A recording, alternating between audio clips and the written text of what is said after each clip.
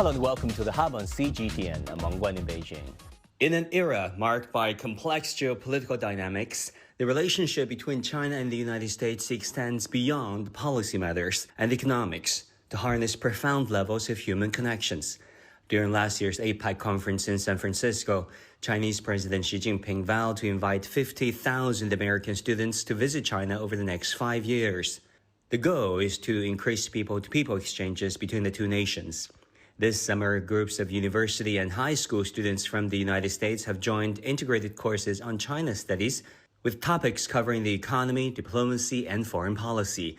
They've also visited tourist attractions to explore more of China's traditional and modern cultures. My colleague Xu Shuo caught up with Christopher Keith Tillman, who will be entering Wayne State University this fall, to find out how he became interested in China and if his trip to China has been up to his expectations. What have drawn you to this program and what have left strong impressions on you so far? It's the fourth day of the trip, so tomorrow we'll be going to Xi'an, and I'm pretty excited for that, yeah. So I have a newfound love for Chinese, learning the language, and this program had come upon me pretty rapid and last minute, but I was the only one that decided to do it, and I was very happy to. It was the end of the year, the end of my senior year, because I'm going to be a freshman in the fall. And our Chinese teacher just had thrown a program at us and told us that we were able to go to China for the summer. And I was the only one interested in my class, so I decided to go to China this summer. How long have you taken Chinese? I've taken it for 4 years. What made you want to do it? So at first it was for my grandmother, because I wanted to travel to China myself and bring her along with me and be able to speak the language, at least conversational, to be able to get around China easily along with my grandmother. She wanted to visit the Shaolin Temple, and I wanted to be able to speak Chinese because I didn't just want to go and be in a foreign country and not be able to speak the language, and it would be a struggle to move around China easily. Give us a little bit context of how many people were taking the class and how did you feel when you first start reading other characters that didn't make a lot of sense comparing to Roman letters? Okay, so the first year was during the pandemic, so I was online. Most people quit the class that year, so I didn't even know who was fully in the class. My sophomore year when we were in person. For the first and second year, it was basic Chinese, so just learning how to say hello, how to say eat, the time, telling time. We learned a lot of how to tell time. And then second year, it was more complicated. We started learning a sentence structure and also how to order at restaurants and other things of that nature. Which parts of the language or culture that's related to the language that so far gives you the most excitement, and what has been the biggest challenges? Best cultural part would be Chinese New Year, definitely. I love Chinese New Year every year around February. I love to celebrate. I bring it into my household at home, and I like to share with my family. We always have a nice meal, and also in the classroom as well. Our teachers, we would have, I remember we all shared jiaozi. Everybody brought in dumplings, all kinds of dumplings from all over the world, so it was like a melting pot of dumplings, and I remember that pretty vividly, being one of my favorite moments in that class. The challenges, I want to say at first for me personally, I was able to speak pretty well. The teacher said that my tone was pretty good, but the only problem I had was, I want to say sentence structure was my biggest challenge. Figuring out how the subject went in the sentence, and then there's different ways of putting them in the sentence. That's what kind of threw me off, because I thought it was only one way, but it could be multiple ways as well. And so that was pretty difficult for me. You're going to college soon. Do you have an idea of what you want to study in college? And do you plan to continue your Chinese learning journey in college? I already have met the professor for linguistics at my college. I've already registered for the first Chinese class of many, and also my major will be information business technology, so I'll be in the IT department as well as doing a minor in business. So yesterday we went to a university, but it also was a technology department that was creating drones. I found that very interesting, very, very interesting, as well as other technological advancements. And they were doing multiple things, providing multiple companies with different things and not just specializing in one aspect of technology. And I found that very interesting as well, especially with the AI, autonomous driving, all of these things that are in the U.S. as well, but they're getting more developed in China that we've seen on the trip as well. I saw the development being at a totally different level than being in the Americas. So in America, they're also very developed, but in China, I feel like they have more resources to do these things and have multiple plants and all of these different devices and things of that sort. If you return home and talk to someone who hasn't been to this country, what are the 3 things that you would tell them? So the first thing I would say would be China is wonderful, it's beautiful, the culture is very rich. The second thing I would say is that there are multiple opportunities in China, especially for Americans that want to pursue international business relations in China. And then the third thing I would say would be the food is amazing, yeah. Alexander David Basile is an incoming sophomore at the University of Pennsylvania. He also shared his China story and how Chinese culture has inspired him. So what brought you to China? I've always had a very deep passion for learning Chinese. I always loved being around my Chinese classmates and learning about their like cultural traditions back home, even at school. And I think there's a lot Americans can learn from the way my friends have taught me about like Chinese life. I think it's always been very interesting. Okay, before the interview started, you told me your story, your connection with China, with Chinese, with the language, with the culture. Do you feel comfortable sharing maybe a little bit more about that story? Sure. Growing up, my parents weren't around all the time, so after school, especially in elementary school and middle school, because I was always super hungry, I would go to my friend's house down the street. He was one of my first friends in early school.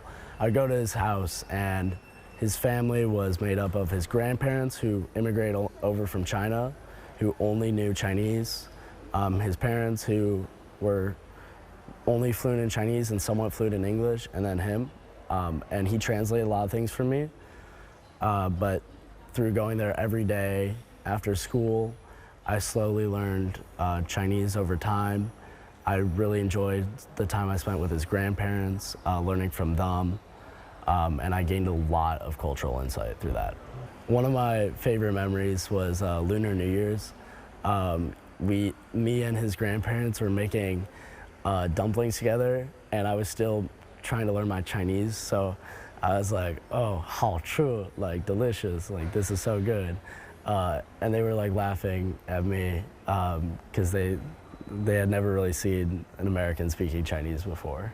What have you seen so far? The Great Wall. It's my second time seeing the Great Wall. Still just as amazing as I remember. It's always such like a grand sight every time. We just went to the Forbidden City. Also another just staple, something I remember last time I was in Beijing. Beautiful as always. I still don't know how they keep it so well maintained. We were able to go and try a lot of pretty authentic dishes. I really liked the dumplings that we had the other night. So I made dumplings with my friend's family before. It's been a while, but I still have some of the rolling skills. So. Do you make the dough yourself too? Because Yeah, that would take a lot of time. It takes multiple days for us. But it was part of the Lunar New Year's traditions we did. It's all about spending time with the people you care about. I cared a lot about my best friend's family. His home was like a second home to me. Spending time with them, getting to hear their native tongue, Chinese, like every time I would go over, and listening to more traditional music, especially around Lunar New Year's, is what made it so special to me because it was so different. My neighborhood was traditionally pretty white. I had a small connection with the Asian community. I had a Korean friend that lived nearby. I knew some of the Chinese families in the neighborhood through my friend. It was always kind of a new world every time I walked through their doors, because it was so different than anything else with my American friends. You know, you kind of knew what you were getting into with them. You never knew what you were getting into when you were hanging out with, like, my Chinese friend. His name was Li Ming, for the sake of this friend. And then going to school, especially throughout middle and high school, again, my school was not the most diverse school in the States, but I definitely had experience with diversity, especially in university now. And it's always been something that's been very fascinating to me, because I get to take so much away, not only from my Chinese friends that I, of course, have the most interest in their lifestyle and how they grew up, but I also learned so much from my friends from India, Palestine, Israel, like Pakistan, Korea, Japan. They're all over the place, and it's just such a blessing that I'm able to experience that. And you were telling me that you took Chinese classes, so Yes. Share a little bit about that. Well, they were hard. My Chinese classes were very difficult in university. My Chinese teacher was a super, super nice woman. She was happy that I was even taking the class with her. I was the only American in the class. Everybody had some sort of Chinese background, which was pretty difficult for me. I always felt very nervous when I was speaking Chinese. But my teacher always gave me some extra support. There was always resources when I wanted it. And when I told them I was actually coming to Beijing and Shanghai, they were like very happy to hear that I was going. I find that a lot of people in my classes have been more than willing to go out of their way to support me through my learning through Chinese. I think I'll need like another year or two of practice before I can start reading newspapers and books. Conversationally, it's a little bit spotty. My speaking skills aren't the best, but I can listen okay. Are you active on social media? Not as active as I used to be. On social media, I saw a lot more touristy things, which is great. I love getting to see like the Great Wall and the Forbidden City on all the really cool photos of them on Instagram. One of the more impactful things I would say is when I actually come to Beijing and I'm immersed in the culture, the language, and going into those small shops that are never posted and like asking a waiter for whatever they want me to eat, whatever they recommend. I find that to be very, very informative of how Chinese life really is in comparison to social media. So whereas social media gives me a good perception of the touristy things, the beauty of China, the national landmarks, when you're actually in those small, locally owned businesses, that's when you find the true essence of Chinese culture, I would say. I think there's something very, very interesting about speaking broken Chinese to a store owner that doesn't know any English, and eating something that's very traditional that you would never get in America, or any other country for that matter. To me, that's just seeing how much this world has to offer and how big this world truly is. I believe that we can take so much from whatever type of food you can find in those type of restaurants, what you can read off the menu and can't read, because I can't read that well. Those moments is where you're kind of communicating with somebody through like pointing and more emotionally, like, oh, like kind of putting your hands up if you like something. It brings an understanding for each other that though you have such a different background, you are trying your best to connect. If you go back on campus, say the semester begins, and what are the 3 things that you would tell your classmates who have never been to China? Well, I can't wait to tell them about what China was like. Three things. My first thing I would tell them is, I would tell them about all the spots to go to that aren't the most known. I really enjoyed that the most about my trip, as I've shared. The second thing I would say is make sure you learn a little bit of Chinese before you come. I think a lot of Chinese people are looking to connect with somebody from the whole other side of the world. I think they find it really interesting. Those moments are also very enjoyable. And then the third thing I would say is just walk around and kind of experience what other people are experiencing. Try to see life through the lens of a Chinese local to the best of your ability. You have so much to learn from these people that have such a different background. Live life as a Chinese local, see the way that they see their lives, what is important to them, their drives, their passions. I think you can get that through just walking around. In the future, do you want to take your experience in learning the language, in learning about the culture with you? And if so, in what ways?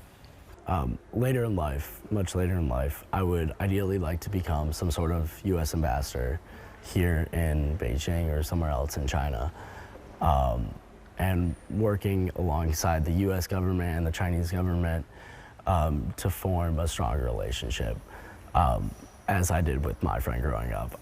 Again, I loved Chinese my whole life, and we have so much to learn from each other still that I want to make sure that we're able to have the best relationship possible in the future. I would love the opportunity to come here as easily as I could and experience the lifestyle that a lot of my friends experienced growing up.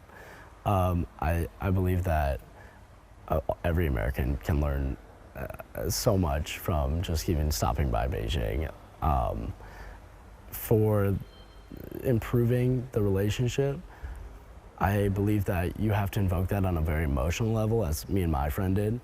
I think it takes, on a more personal level, me to even just talk to some of my friends and tell them about my experiences, my very positive experience that I've had in China, with all my friends that I've made here, all my international friends, just telling them about those sort of things, trying to get them engaged in it.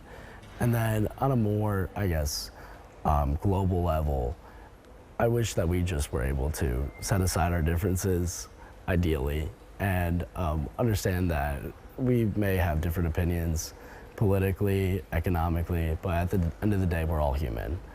And humans do want to connect. And that is what can change our relationship, just taking the time to connect.